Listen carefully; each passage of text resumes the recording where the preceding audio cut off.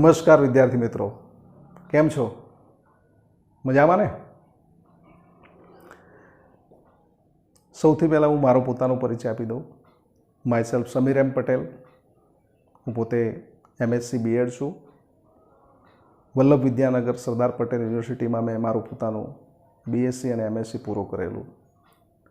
હાલ હું હિંમતનગરની NNK પંડ્યા હિંમત હાઈસ્કૂલ નંબર 2ની અંદર રસાયણ વિજ્ઞાનના શિક્ષક તરીકે મારી પોતાની સેવા આપું છું.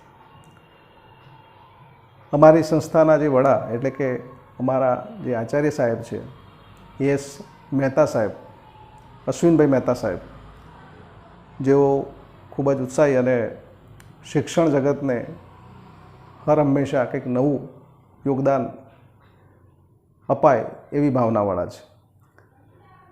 જેઓ પોતે 2019નો બેસ્ટ આચાર્ય માટેનો જે એવોર્ડ હોય એ મેળવી ચૂકેલા છે. અમારી આખી સ્કૂલની ટીમ એમને પૂરા સહયોગ દ્વારા આ કાર્યમાં મદદરૂપ થવાય એવી ભાવના સતત સેવતી રહેતી હોય છે. તો મિત્રો, આજે આપણે રસાયણ વિજ્ઞાનની વાત કરીશું. ધોરણ 11નું જે ચેપ્ટર છે, પ્રથમ ચેપ્ટર રસાયણ વિજ્ઞાનની કેટલીક પાયાની સંકલ્પનાઓ, એના વિશે થોડી વાત કરશું અને એના અમુક ટૉપિક હું પછી ધીમે ધીમે ભણાવીશ તમને. તો સમગ્ર આજે ટૉપિકની વાત કરી લઈએ પહેલાં, બરાબર છે? ઓકે. તો રસાયણ વિજ્ઞાનની કેટલીક પાયાની સંકલ્પનાઓ, જેને આપણે કહીએ છીએ કે સમ બેઝિક કોન્સેપ્ટ્સ ઓફ કેમિસ્ટ્રી. આ ચેપ્ટર સૌથી પહેલું મૂકવામાં આવેલું છે કે બાળક જ્યારે ધોરણ 10થી ધોરણ 11માં આવે તો કેમિસ્ટ્રીની અંદર સૌથી પહેલાં જે વસ્તુની જરૂરિયાત હોય એવા જે સિમ્પલ કોન્સેપ્ટ અને જેના ઉપર આખું કેમિસ્ટ્રી ઊભું છે એવા કોન્સેપ્ટની અહીંયા છણાવટ કરેલી છે. તો આપણે એના ટૉપિકની વાત કરીએ. રસાયણ વિજ્ઞાનની અગત્યતા, રસાયણ વિજ્ઞાન આપણને કેવી રીતે ઉપયોગી છે એની વાત કરેલી છે. કેટલાક ક્ષેત્રો સાથે સંકળાયેલું એની વાત કરેલી છે. દ્રવ્યનો સ્વભાવ. તો રસાયણ વિજ્ઞાનની અંદર પ્રયોગ કરવામાં આવતા હોય છે. પ્રક્રિયકોની પ્રક્રિયા થાય, નિપજો બને. તો એ પ્રક્રિયક તમે જે લીધા, જે બન્યું, એ વસ્તુને આપણે દ્રવ્ય કહીએ છીએ. તો દ્રવ્યને જાણવું જરૂરી હોય છે. દ્રવ્યનું વર્ગીકરણ આપેલું છે, શુદ્ધ અશુદ્ધ તત્વ, મિશ્રણ, સંયોજન, એ બધાનું છણાવટ એમાં કરેલી છે. પછી દ્રવ્યને આપણે માપવું તો શેમાં માપવું? તો દ્રવ્યને આપણે અલગ અલગ એકમોમાં માપીએ છીએ. તો એના માટેની એકમ પદ્ધતિઓની વાત કરેલી છે. દ્રવ્યના ગુણધર્મોનું માપન કરતી એકમ પદ્ધતિઓની વાત કરેલી છે આ ચેપ્ટરમાં. જેમાં આપણે મુખ્યત્વે SI એકમ પદ્ધતિ, સિસ્ટમ ઇન્ટરનેશનલ પદ્ધતિ, જેની 7 મૂળભૂત રાશિઓ છે એની વાત કરેલી છે અને એના એકમોની વાત કરેલી છે. હવે SI પદ્ધતિના જે એકમો છે, નાનામાંથી મોટામાં, મોટામાંથી નાનામાં કન્વર્ટ કરવા માટેની જે પૂર્વકોની જરૂર પડતી હોય, જે એકમાંથી બીજામાં રૂપાંતર કરવાની જરૂર પડે એકમને, તો એના માટેના પૂર્વકો પણ તમને અહીં આપેલા છે. સાધિત એકમો, ઉદાહરણ તરીકે તમને કદ અને ઘનતાની વાત કરી છે, ભાઈ કેવી રીતે ઉપજાવાય. અને જે આપણે કદ બહુ જ અગત્યનું છે, લીટર, ડેસીમીટર અને સેન્ટીમીટર ક્યુબ, ડેસીમીટર ક્યુબ, તો એ બધાનો સંબંધ અહીંયા આપેલો છે. માપનમાં અનિશ્ચિતતા. કેમિસ્ટ્રીની અંદર, ફિઝિક્સની અંદર એટલે કે સાયન્સની અંદર પ્રયોગો સાથે તમારે કામ લેવાનું હોય. તો પ્રયોગોની અંદર પ્રયોગ કરતી વખતે ઘણી વાર એમાં અનિશ્ચિતતા આવતી હોય, એની અંદર એબનોર્માલિટી રિઝલ્ટમાં આવતી હોય. તો એ કેવી રીતે એને સમજવી, એના માટેના વૈજ્ઞાનિક સંકેત પદ્ધતિ, જેને આપણે એનો ઉપયોગ કરીશું.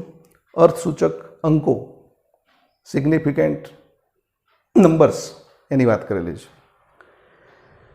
પરિમાણાત્મક પૃથક્કરણ, પરિમાણાત્મક પૃથક્કરણ, જેને આપણે એકમ અવયવ પદ્ધતિ કહીએ છીએ. કલાકને મિનિટમાં, મિનિટને સેકન્ડમાં, સેકન્ડને નેનો સેકન્ડમાં કેવી રીતે ફેરવી શકાય, એવી થોડી જૂની પદ્ધતિની વાત કરેલી છે. સૌથી અગત્યની વાત કરીએ તો આ ચેપ્ટરની અંદર રસાયણ વિજ્ઞાનની અંદર જે સંયોગીકરણ થાય છે, સંયોગીકરણ થવું એટલે કોમ્બિનેશન થવું. તો પ્રયોગની અંદર ઘણા બધા પદાર્થ મિક્સ કરવામાં આવે, એની અંદર કેવી રીતે એમનું સંયોગીકરણ થાય, કેવી રીતે કોમ્બિનેશન થઈને નિપજ બને, તો ચોક્કસ નિયમોને આધીન હોય છે એ બધી પ્રક્રિયાઓ. તો એ માટેના નિયમો તમને રાસાયણિક સંયોગીકરણના નિયમોની અંદર સમજાવેલા છે, જેની અંદર મુખ્યત્વે 5 નિયમો છે, પણ આપણે ડાલ્ટનના પરમાણુ સિદ્ધાંતને પણ એમાં ઉમેરી દીધો છે. તો લોઝ ઓફ કેમિકલ કોમ્બિનેશન્સની અંદર વાત કરી છે તો સૌથી પહેલો નિયમ છે દળ સંચયનો નિયમ, જે એન્ટોની લેવાઇઝર નામના વૈજ્ઞાનિકે આપેલો. પ્રક્રિયા તમે કરો તો નવું દળ બનતું નથી, જૂનું દળ ગુમાવાતું નથી, દળનું દ્રવ્યનું સર્જન અને વિનાશ થતું નથી, ખાલી એકબીજામાં રૂપાંતર થાય. એનો નિયમ સૌથી પ્રથમ એન્ટોની લેવાઇઝરે આપેલો દહન પ્રક્રિયાઓના આધારે, એની વાત કરેલી છે. નિશ્ચિત પ્રમાણનો નિયમ જોસેફ પ્રાઉસ નામના વૈજ્ઞાનિકે વાત કરેલી છે. મતલબ કે કોઈ પણ સંગઠન જે હોય પદાર્થનું એ અચળ હોય. તમે કોઈ પણ રીતે પદાર્થ બનાવો, પણ એ પદાર્થ ગમે તે રીતે બનાવ્યો, પણ એની અંદર જે મૂળભૂત વસ્તુ છે એ બદલાતી નથી હોતી, એની વાત કરેલી છે.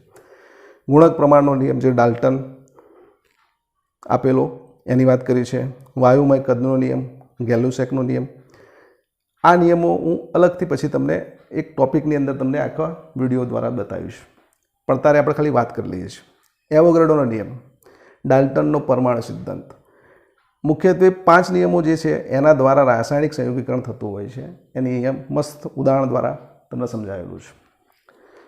ડાલ્ટનનો પરમાણુ સિદ્ધાંત, ડાલ્ટને સૌપ્રથમ પરમાણુને શોધેલો, પરમાણુની વાત કરેલી, ભલે એને થોડી મિસ્ટેક કરેલી એ વખતે કે ભાઈ પરમાણુ અવિભાજ્ય છે એવું એને કહેલું, પણ બીજી શોધો માટે બહુ જ અગત્યનો હતો.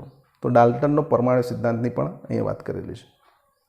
તો આ બધી વાત થઈ રાસાયણિક સંયોગીકરણના નિયમોની. હવે આપણે હજીની વાત કરવા જઈ રહ્યા છીએ પરમાણુ દળ શું છે, આણ્વીય દળ શું છે. એની સરસ જે એકદમ બેઝિક વાત અહીંયા શરૂ થાય છે કે પરમાણુ હોય, ધારો કે પરમાણુ છે કોઈ, ધારો કે સોડિયમનો પરમાણુ છે, તો એનું વજન શોધવાની વાત છે. તો સોડિયમનું પરમાણુ દળ કેવી રીતે આવે, તો કેવી રીતે શોધાય એની વાત કરેલી છે. અત્યારે આપણે જાણીએ છીએ ભાઈ પરમાણુય દળ કાર્બન 12નું જે કાર્બનનું જે સમસ્થાનિક છે કાર્બન 12, એના સાપેક્ષમાં બધાના પરમાણુ દળ શોધવામાં આવે છે, જે આપણે એએમયુ વાળી જે મેથડ છે એની અંદર આવે છે. સરેરાશ દળ, ધારે કોઈ સમસ્થાનિક હોય, સમસ્થાનિકોના જે પરમાણુ હોય છે અલગ અલગ પ્રચુરતામાં મળતા હોય, તો એમનું પછી સરેરાશ પરમાણુ દળ શોધવું પડે. ક્લોરીનનું ઉદાહરણ તમને આપ્યું છે. આણ્વીય દળ, હવે પરમાણુમાંથી સંયોજાઈને અણુ બનતો હોય, તો અણુની અંદર પરમાણુનો તમે સરવાળો કરી લો તેમના દળનો, તો પછી આણ્વીય દળ મળતું હોય છે. સૂત્ર દળ, કે જ્યારે કોઈ પદાર્થનું ચોક્કસ અણુસૂત્ર ના હોય પણ એનું પ્રપોર્શન હોય કે ભાઈ કેવી રીતે જોડાયેલું છે. ધારો કે NaClનું આપણે ઉદાહરણ આપીએ, તો જે NaCl છે એ NaCl ક્યાંક એનું સૂત્રમાં કંઈ NaClના 2 કણ નથી હોતો, પણ NaClનું જે આખું જે સ્ફટિક છે એની અંદર Na અને Clનું જે પ્રમાણ છે એ 1:1 હોય છે. એટલા માટે એનું સૂત્ર આપણે NaCl લઈએ છીએ, જે સૂત્ર એનું અણુસૂત્ર નથી પણ એનું સૂત્ર દળ છે. 58.5 આપણે જે ગણીએ છીએ. મોલ સંકલ્પના, મોલ એટલે કે એક સંખ્યા છે, કેવી રીતે શોધવામાં આવી એ પણ કાર્બન 12ના 12 ગ્રામની અંદર રહેલા પરમાણુની જે સંખ્યા છે એના પરથી મોલ સંખ્યા શોધવામાં આવેલી, એની વાત સરસ રીતે કરેલી છે. મોલર દળ, મોલર દળ એટલે કે પદાર્થનું કોઈ અણુભાર હોય એ મોલર દળ છે. એટલે કે 1 મોલ અણુઓનું અથવા તો પરમાણુ અથવા તો આયનોનું ગ્રામમાં દર્શાવેલ જે વજન છે એને આપણે મોલર દળ કહીએ છીએ, જેને આપણે અણુભાર પણ કહીએ છીએ, મોલેક્યુલર વેટ. બંધારણીય સંગઠનીય ટકાવારી, બંધારણીય ટકાવારી અથવા તો સંગઠનીય ટકાવારી.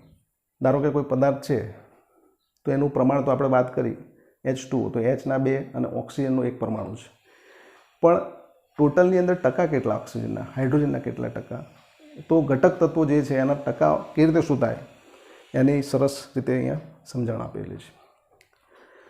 પછી આગળ જઈએ આપણે. હવે ટકાવારી શોધવા માટે તમારે અણુસૂત્ર જાણતા હોય તો ટકા શોધી શકાય. એનાથી ઊંધી વસ્તુ, જો તમારી જોડે ટકા આપેલા હોય તત્વોના, તો તમે એનું પ્રમાણસૂચક સૂત્ર શોધી શકો અને અણુસૂત્ર પણ શોધી શકો. તો એના લાગતા દાખલા અગત્યના જે છે તમને અહીંયા સમજાવેલા છે. રાસાયણિક પ્રક્રિયા થાય તો ચોક્કસ પ્રમાણમાં પ્રક્રિયક જોડાય, ચોક્કસ પ્રમાણમાં નિપજ બને, તો એના જે ગુણકો છે આગળના સમીકરણની અંદર તત્વયુગ્મિતીય ગુણકો તત્વયોગ મિતિ જે કદના સાપેક્ષમાં હોય, દળના સાપેક્ષમાં હોય, અણુના સાપેક્ષમાં હોય અને વજનના સાપેક્ષમાં હોય, તો એ તત્વયોગ મિતિય ગણતરીઓ કેવી રીતે કરાય એના ઉદાહરણો તમને સમજાયેલા દાખલા છે એના સરસ. સીમિત પ્રક્રિયા જેને આપણે લિમિટિંગ રિએજન્ટ કહીએ છીએ, તો લિમિટિંગ રિએજન્ટ પ્રક્રિયામાં વપરાઈ જાય છે. સૌથી પહેલાં ધારો કે 2 પ્રક્રિયક હોય, તેમાંથી જે વપરાઈ જાય પહેલો, તો જે વપરાઈ જાય છે એ નક્કી કરે છે પ્રક્રિયાની નિપજ શું બનશે. બાકીનો જે વધારાનો છે તો પડી જ રહેવાનો છે. તો એવી મસ્ત સમજ આ સીમિત પ્રક્રિયકની અંદર સમજાયેલી છે. દ્રાવણોમાં થતી પ્રક્રિયાઓ, તો દ્રાવણો પણ આપણે જાણીએ છીએ કે ભાઈ દ્રાવ્ય અને દ્રાવક ભેગા થાય એટલે દ્રાવણ બને. દ્રાવણોનું આખું ચેપ્ટર તમારે ધોરણ 12માં આવશે, પણ અહીંયા તમને દ્રાવણના અમુક જે એકમો છે એની વાત કરેલી છે. દળથી ટકાવારી, મોલ અંશ, મોલારિટી અને મોલાલિટી. તો આટલા આપણે દ્રાવણોમાં થતી પ્રક્રિયાઓના એકમો જોઈશું, એના લગતા દાખલા જોઈશું. તો આજનું જે લેક્ચર છે એની અંદર આપણે બંધારણીય જે ઘટકો છે એમની ટકાવારી કેવી રીતે શોધી શકાય એની વાત કરીશું. ટકાવાર પ્રમાણ કેવી રીતે શકાય, પર્સન્ટેજ કેવી રીતે શોધી શકાય એની વાત કરીશું. અને બીજી વસ્તુ શોધીશું, પ્રમાણ સૂચક સૂત્ર શોધવાનું અને અણુસૂત્ર કેવી રીતે શોધી શકાય એના બંનેના લગતા હું દાખલા તમને સમજાવવાનો છું. તો મિત્રો જોઈએ હવે આગળ.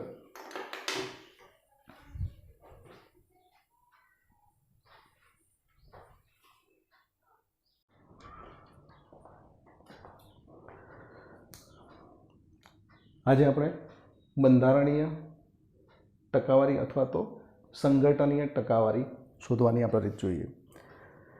તો ટકાવાર પ્રમાણ પણ કહેવાય છે, ઘટક તત્વોનું ટકાવાર પ્રમાણ શોધવું. પણ આ માટે જરૂરિયાત શું છે? તો તમારે માટે જો જે તત્વોના ટકા શોધવાના હોય તેનું અણુસૂત્ર જરૂરી છે તમારી માટે. તો આના માટે તમારે આણ્વીય દળની જરૂર પડશે. આણ્વીય સૂત્ર પહેલાં જરૂર પડે, અને આણ્વીય સૂત્ર પર તમારે આણ્વીય દળ તમારે શોધવું પડી જાય. તો આટલી જરૂરિયાત છે, બરાબર. તો જોઈએ આપણે એક દાખલો, પણ પહેલાં એનું સૂત્ર જોઈ લઈએ. તત્વનું દળથી ટકાવારી અથવા તો દળથી ટકાવાર પ્રમાણ બરાબર જે તમે જે તત્વનું શોધવા માંગો છો એ તત્વનું દળ કેટલું છે શોધી લેવાનું, અને ભાગ્યા સંયોજનનું આણ્વીય દળ નીચે રાખવાનું છે અને ગુણ્યા 100. એટલે આનો મતલબ એવો થાય કે આટલા આણ્વીય દળમાં આટલું તત્વ 100 કેટલું એને ટકાવાર પ્રમાણ કહીશું. તો તમારી બુકની અંદર એક એક્ઝામ્પલ આપ્યું છે. ઇથેનોલમાં કાર્બન, હાઇડ્રોજન અને ઓક્સિજનનું ટકાવાર પ્રમાણ કેટલું, તો એ શોધીએ આપણે. તો પહેલાં તો ઇથેનોલનું સૂત્ર તમને ખબર હોવું જોઈએ. તો આપણે ઇથેનોલની વાત કરીએ. ઇથેનોલ એટલે કે મિથેન, ઇથેન. ઇથેન એટલે 2 કાર્બન હોય, 2 કાર્બનવાળો આલ્કોહોલ છે. એનું સૂત્ર આવું થશે, CH3CH2OH, ઇથેનોલ. હવે આને તમે સૂત્રમાં લખવા જાઓ તો આને આપણે શોર્ટમાં લખી નાખીએ, C2H3 ને 2 5 ને 1 6, C2H6O. આ એનું આણ્વીય સૂત્ર થશે. આણ્વીય સૂત્ર પરથી આપણે જરૂર પડશે આણ્વીય દળની. આણ્વીય દળ આપણે સૂત્રમાં વાપરવાનું છે, એટલા માટે આણ્વીય દળ શું નાખીએ. તો ઇથેનોલનું આણ્વીય દળ બરાબર કાર્બનની સંખ્યા 2 છે, કાર્બનનું પરમાણુ દળ 12 છે, વત્તા હાઇડ્રોજનની સંખ્યા 6 છે, હાઇડ્રોજનનું પરમાણુ દળ 1 છે, ઓક્સિજનની સંખ્યા અહીંયા આપણા આ સૂત્રમાં 1 છે, એટલા માટે 1 ગુણ્યા 16 પરમાણુ દળ ઓક્સિજનનું 16. ચલો 12 દુ 24 વત્તા 6 વત્તા 16, તમે આનો સરવાળો કરશો તો તમારે આનો જવાબ 24 વત્તા 6 એટલે 30, 30 ના વત્તા 16 એટલે 46 આવશે. 46. આમાં કેલ્ક્યુલેટરની જરૂર નથી, આ રીતે પણ ગણી જશે. આનું એકમ લખીશું આપણે યુનિફાઈડ માસ. તો ઇથેનોલનું આણ્વીય દળ તમારું આવ્યું 46. ચલો હવે ઇથેનોલમાં તત્વો કેટલા? ઘટક તત્વો 3 છે, એક કાર્બન, હાઇડ્રોજન અને ઓક્સિજન. તો દરેકને આપણે ટકા શોધી શકશું. 46ની અંદર કેટલો કાર્બન છે, 46ની અંદર કેટલો ઓક્સિજન છે, 46ની અંદર કેટલું હાઇડ્રોજન છે, આપણે શોધી કાઢીએ. તો આગળ જઈએ. તો પહેલાં આપણે સૌ પ્રથમ લખીએ છીએ કાર્બન. તો પર્સન્ટેજ તત્વનું ટકાવારી જે કાર્બનની છે, તો કાર્બનના ટકાવાર એટલે કાર્બનના પર્સન્ટેજ લખું છું, અથવા તો પર્સન્ટેજ ઓફ કાર્બન લખી નાખીએ. તત્વનું દળ ભાઈ કાર્બનનું કેટલું થાય છે? કુલ 24 થાય છે. 46માં 24 કાર્બન જગ્યા રોકે છે એમ, તો 24 મૂકીએ આપણે, 24 અને કુલ દળ અમારું હતું 46 ગુણ્યા 100. આનો જે જવાબ આવે. ચલો બીજું, પર્સન્ટેજ ઓફ હાઇડ્રોજન શોધીએ. બીજા નંબરમાં હાઇડ્રોજનનું ટકાવાર પ્રમાણ શોધીએ. તો percentage of hydrogen equal to હાઇડ્રોજનનું દળ 6 છે. 46ની અંદર 6 એટલે 6 તત્વનું, તો આપણે તત્વ હાઇડ્રોજન છે એટલા માટે હાઇડ્રોજનનું દળ મૂક્યું અને કુલ આણ્વીય દળ એટલે કે 46 ગુણ્યા 100. આનો જે આપણે જવાબ લખીએ છીએ આપણે. ત્રીજું તત્વ ઓક્સિજન છે. એટલે ઇથેનોલમાં 3 તત્વો છે, તો ત્રણેયના આપણે ટકાવાર શોધવાના છે, બરાબર ને? ઓકે. તો ઓક્સિજનના ટકા બરાબર ઓક્સિજનનું દળ કેટલું છે આની અંદર? 16. કુલ દળ જેટલા પરમાણુ હોય એનું કુલ. ધારો કે અહીં કાર્બનના 2 પરમાણુ, તો 2નું દળ લખવું પડે, બરાબર? 12 નહીં લઈ લેવાના. ચલો ગુણ્યા 46 ગુણ્યા 100. આનું આપણે કેલ્ક્યુલેશન કરી નાખીએ. તો પહેલામાં આવશે 24 ગુણ્યા 100 ભાગ્યા 46. જવાબ આવશે 52.17%. જો ઘણીવાર તમને કહું, હાઇડ્રોજનની ચોપડીની અંદર તમને ઉદાહરણ આપ્યું છે, 1.008 લઈને આપ્યું છે. એ લઈને કરશો તો એક્ઝેક્ટ આવશે, પણ આપણે ભવિષ્યમાં આ રીતે એક લઈને જ માનવાના છે, ચાલવાના છે, તો પછી અત્યારથી આપણે 1 લઈને ચાલીએ છીએ. તો એક્ઝેક્ટ 1.008 નથી લેતા. હાઇડ્રોજનનું પરમાણુ દર 1.008ની જગ્યાએ 1 લીધેલું છે, એટલા માટે તમારે ચોપડીમાં જે આવશે થોડો ફરક આવશે. ચલો આગળ જઈએ. 6 એટલે કે 600 ભાગ્યા 46. આનો જવાબ આવશે 13%, એટલે કે 13.04 આવશે. એ જ રીતે 1600 ભાગ્યા 46 એટલે આનો જવાબ આવશે તમારે 34.78%. આ બધાનો તમે કરો, સરવાળો કરશો તો 100% થઈ જશે. તો આને આપણે કહીશું કે આપેલ સંયોજનની અંદર તમે દરેક ઘટક તત્વોના ટકા શોધી કાઢ્યા. આ રીતે અને દરેકનો 100 થશે. આનો મતલબ એવો થયો કે 100 ગ્રામ હોય તો 52 ગ્રામ શું હોય? આ સંયોજન આપણું 100 ગ્રામ હોય તો એની અંદર 52 ગ્રામ કાર્બન હશે. 100 ગ્રામ આપણું સંયોજન, તેમાં 13 ગ્રામ આપણો હાઇડ્રોજન હશે અને 34 ગ્રામ ઓક્સિજન હશે. તો આ એક દાખલાની વાત થઈ. બીજો એક દાખલો છે, આવો તમારે ઉદાહરણની અંદર આપ્યો છે સ્વાધ્યાયનો 1.3 સોડિયમ સલ્ફેટ, કે જેનું સૂત્ર Na2SO4 છે. એમાં રહેલા જુદા જુદા તત્વોના દળથી ટકા શોધવાના છે, ટકાવાર પ્રમાણ શોધવાનું છે. તો આની અંદર શું કરવું પડે આપણે?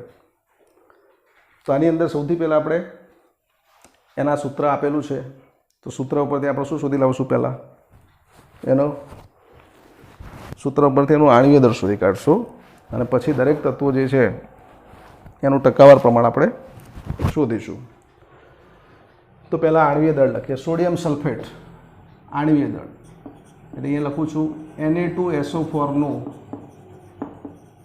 આણ્વીય દળ બરાબર શું થશે ભાઈ? 2 ગુણ્યા સોડિયમનું પરમાણુય દળ વત્તા 1 ગુણ્યા સલ્ફરનું પરમાણુય દળ વત્તા 4 ગુણ્યા ઓક્સિજનનું પરમાણુય દળ. બરાબર? મોટાભાગે તમે પરીક્ષામાં આના પરમાણુય દળ આપતા હોય છે, પણ તમારે મોઢે યાદ રહે જેટલા જે કોમન છે. ધારો કે સોડિયમનું 23 થાય, તમને યાદ હોવું જોઈએ, તો 23 લઈએ પરમાણુ દળ. સલ્ફરનું, ઓક્સિજનના નીચે આવર્ત કોષ્ટકમાં સલ્ફર આવે, ઓક્સિજનનો પરમાણુ ક્રમાંક 8 છે, તો આનો 8માં 8 ઉમેરશો એટલે 16 આવશે પરમાણુ ક્રમાંક. સલ્ફરનો 16 એટલે એનું પરમાણુ ભાર થશે 32. તો 16 દુ 32, 1નું 32 પણ 12 1 છે. ઓક્સિજનનું 1નું પરમાણુ દળ છે 16 એટલે 16 મૂક્યા આપણે, પણ એના પરમાણુ કેટલા છે અંદર? 16, 4 છે, એટલા માટે આપણે 4 લીધા. સોડિયમના 2 છે એટલે 2 લીધા. તો આનો તમારે 46 વત્તા 32 વત્તા 16 ચોક 64, આટલાનો તમે સરવાળો કરો તો આનો જવાબ તમારે આવશે 46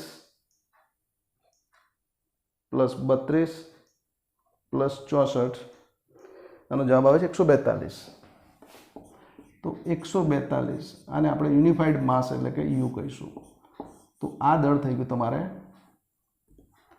કોનું થઈ ગયું? આણવીય દળ Na2SO4નું થઈ ગયું. સૂત્રની જરૂર પડે, સૂત્ર ઉપરથી આપણે અણુસૂત્રની જરૂર પડે, અણુસૂત્ર પરથી આણવીય દળ, આ વસ્તુ આપી હોય તો જ તમે એના ટકા શોધી શકો છો. બરાબર છે મિત્રો? ઓકે, ચલો. તો પહેલાં આપણા ઘટક તત્વો કેટલા છે? તો Na2SO4ની અંદર ટોટલ 3 તત્વો છે. એક સોડિયમ છે, સલ્ફર છે અને ઓક્સિજન છે. તો 3ના ટકાવાર પ્રમાણ શોધવું પડે આપણે.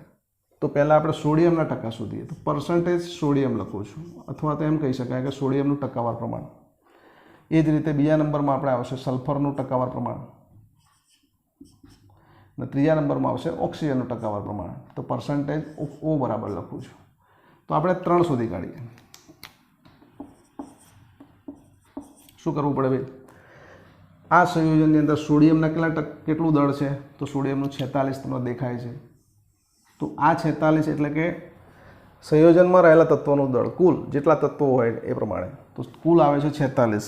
તો અહીંયા આપણે 46 મૂકીએ ગુણ્યા 100 અને કુલ આણવીય દળ 142માં 46 એટલે 142 એનું આણવીય દળ છે, નીચે મૂકવું પડે 142. આનો જે આવે જવાબ જોઈએ આપણે. સલ્ફરની અંદર કિંમત મૂકીએ. સલ્ફરનો એક જ પરમાણુ છે, એકનું પરમાણુનું વજન છે 32. તો 32 ગુણ્યા 100 અપોન 142. બરાબર છે મિત્રો? ઓકે, ચલો હવે આગળ જઈએ. ઓક્સિજન માટે કેટલી પદ મૂકાશે? તો ઓક્સિજનના ભલે એકનું 16 છે, પણ 4 પરમાણુનું વજન કુલ આપણે લેવાનું, એટલે એનું 64 લઈશું. તો 64 ગુણ્યા 100 અપોન 142. આના તમે જવાબ કરી નાખો, ગણતરી કરશો તો તમારે 4600 ભાગ્યા 142 એટલે કે જવાબ આવશે તમારે 32.39%. એ જ રીતે તમે સલ્ફરના પર્સન્ટેજ શોધી શકો. 32 ગુણ્યા 100 ભાગ્યા 142 22.53%. 64 ગુણ્યા 100 ડિવાઇડેડ બાય 142 45.07%. તમે આનો સરવાળો કરીને તાળો મેળવી શકો છો, 100 થઈ જશે. બરાબર? 22.53 પ્લસ 32.39 99.99 એટલે કે 100 થઈ જાય છે. બરાબર? ઓકે, તો આ રીતે તમે જે દાખલા આપ્યા છે એ રીતે કોઈપણ તત્વમાં, કોઈપણ સંયોજનની અંદર રહેલા તત્વોનું, ઘટક તત્વોનું ટકાવાર પ્રમાણ આ રીતે શોધી શકાય. બરાબર? પણ રિક્વાયરમેન્ટ એટલી છે કે અણુસૂત્ર જાણતા હોઈએ, અણુસૂત્ર પરથી આણવીય દળ શોધી કાઢવાનું અને પછી એની અંદર તમે દરેક તત્વના, ઘટક તત્વોના ટકાવાર પ્રમાણ શોધી શકો છો. બરાબર છે? તો નોટ ડાઉન કરી દો આ દાખલાને, પછી આગળ જઈએ છીએ આપણે.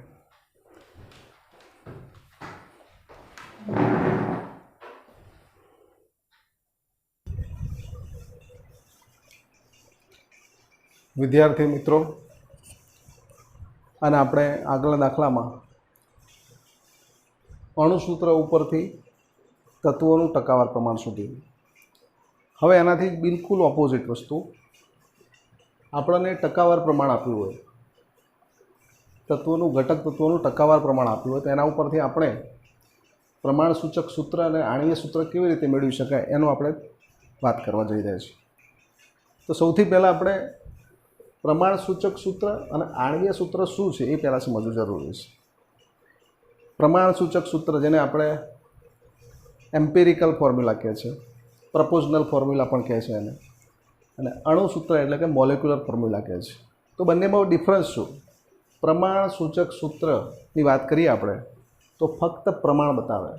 પ્રમાણ એટલે કે ગુણોત્તર, સરળ ગુણોત્તર બતાવશે. એમાં જે તત્વો છે એનું કેટલા ગુણોત્તરમાં છે, 1:2:1, પણ એ એક્ઝેક્ટ સંખ્યા ના બતાવે. તો એને આપણે પ્રમાણસૂચક સૂત્ર કહેવાય. આણવીય સૂત્રની વાત કરીએ, એક જ મિનિટ.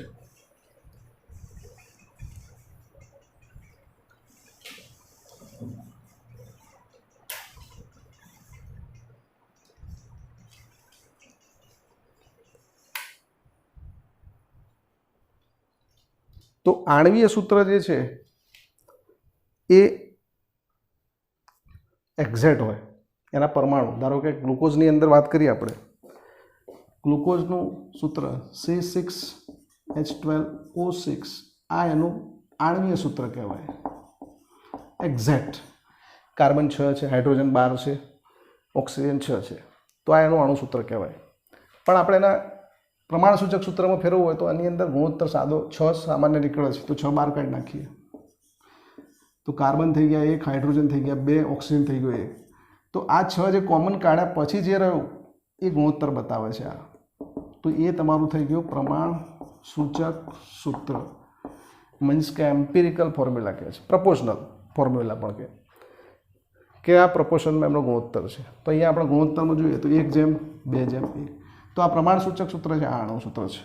તો આ રીતે પ્રમાણસૂચક સૂત્ર અને અણુસૂત્ર વચ્ચેનો ભેદ આપણને ખ્યાલ હોવો જોઈએ પહેલાં તો. હવે આપણે એક રકમ વાંચીએ, ચોપડીનું જ ઉદાહરણ છે 1.2. તો એના દ્વારા આપણે સમજીએ. એમાં એક સંયોજન આપ્યું છે, કાર્બનિક સંયોજન. હાઇડ્રોજનના ટકા 4.07, કાર્બનના ટકા 24.47 અને ક્લોરિન 71.65% ધરાવે છે. પર્સન્ટેજ આપેલા છે તમને. સંયોજનનું મોલર દળ તમે આપેલું છે. મોલર દળ આપવાથી શું થશે કે તમે આણ્વીય સૂત્ર શોધી શકો. જો મોલર દળ ના આપે તો તમે ખાલી પ્રમાણસૂચક સૂત્ર શોધી શકો.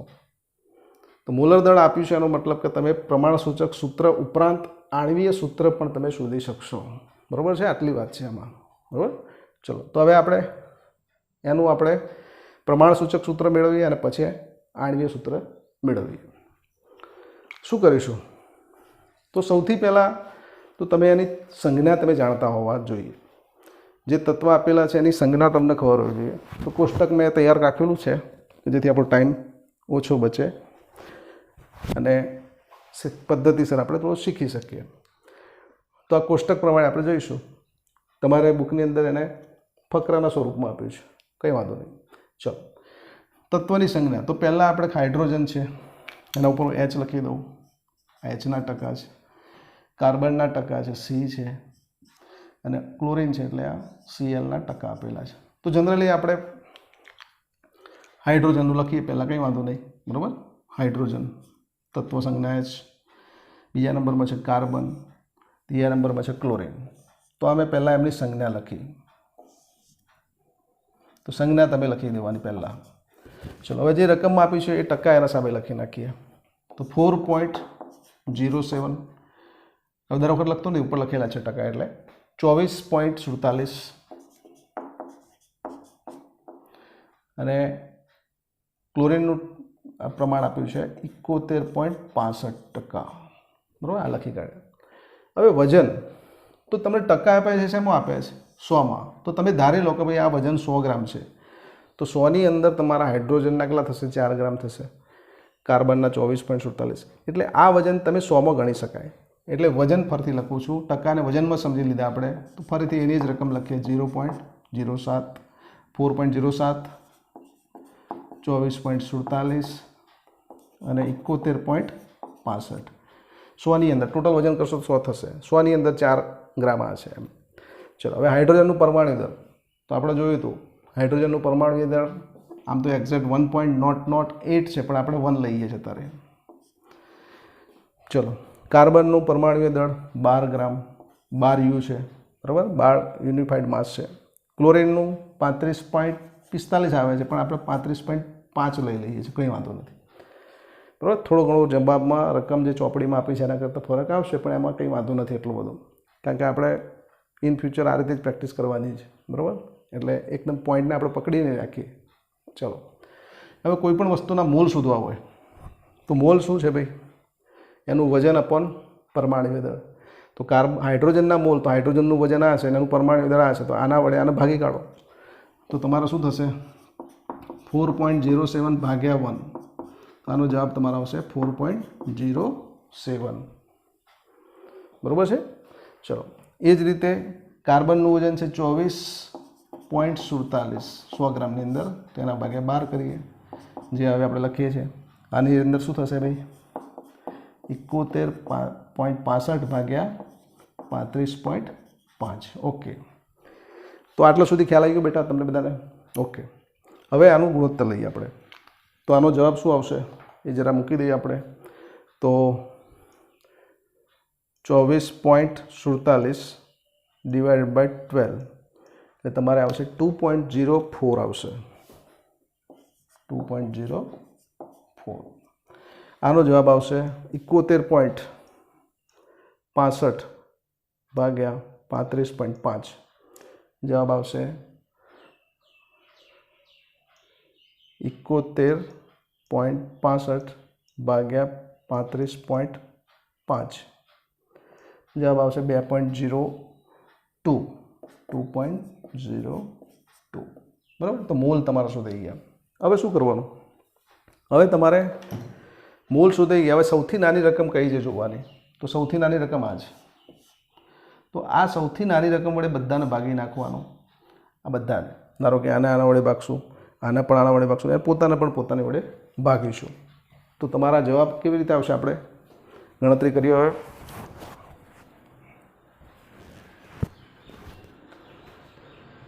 તો 4.07 ડિવાઇડ બાય 2.02, 2.04 ડિવાઇડ બાય 2.02, 2.02 પોતાને ભાગીએ 2.02. બધાને મેં 2.02 વડે ભાગી નાખ્યા, જે આપણો નાનામાં નાનો આંકડો હતો એના વડે.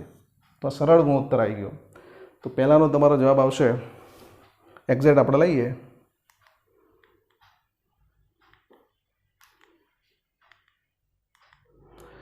તો આનો તમારો જવાબ આવશે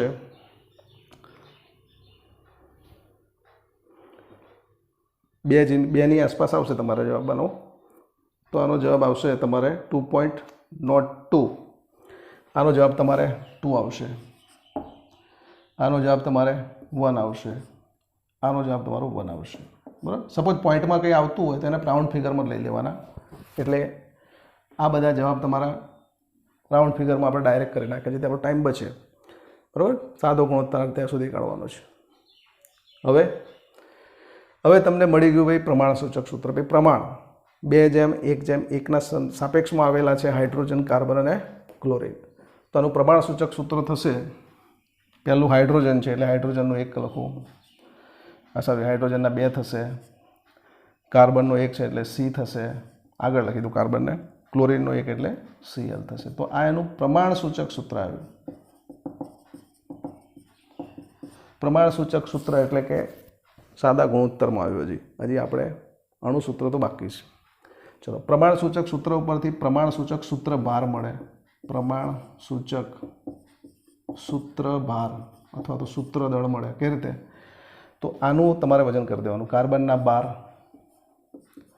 વત્તા હાઇડ્રોજન 2 × 1 પ્લસ 35.5. તો આનો તમારો જવાબ આવશે, કેલ્ક્યુલેશન કરશો તો 49.48 સમથિંગ આવે છે. તો 49.48 આવશે. આને પ્રમાણસૂચક સૂત્ર ભાર કહે છે. તો આટલા સુધી આપણે પ્રમાણસૂચક સૂત્ર મળી ગયું. પ્રમાણસૂચક સૂત્ર પરથી પ્રમાણસૂચક સૂત્ર ભાર મળી ગયો. બરાબર. ઓકે, હવે આપણે શું કરીશું આગળ? આપણી જોડે આણ્વીય દળ આપેલું છે. જો આણ્વીય દળ ના આપ્યું તો આપણે આટલા સુધી શોધી શકાય. પણ હવે આપણી જોડે આણ્વીય દળ આપેલું છે, તો આપણે આણ્વીય દળનો ઉપયોગ કરીને આપણે ગુણક સંખ્યા n સુધી કાઢીએ. તો n બરાબર શું થશે? આણ્વીય સૂત્ર તમારું આપેલું છે, આણ્વીય દળ 98.96 અને પ્રમાણસૂચક સૂત્ર દળ જે આપણે શોધ્યું, સૂત્ર ભાર એ સૂત્ર દળ 49.48. આનો ગુણોત્તર તમારે 2 આવશે. બરાબર. સરખો ડબલ જેવું જ છે. આ જો તમે કેલ્ક્યુલેટરથી કરશો તો 2 જવાબ આવશે આનો. તો તમારી ગુણક સંખ્યા n આવી ગઈ. હવે આ n વડે તમે આ પ્રમાણસૂચક સૂત્રને ગુણી કાઢો તો તમારું એક્ઝેક્ટ આણ્વીય સૂત્ર આવી જશે. તો ફરીથી આ ગુણક સંખ્યા આવી ગઈ. ગુણક સંખ્યા 2 ગુણ્યા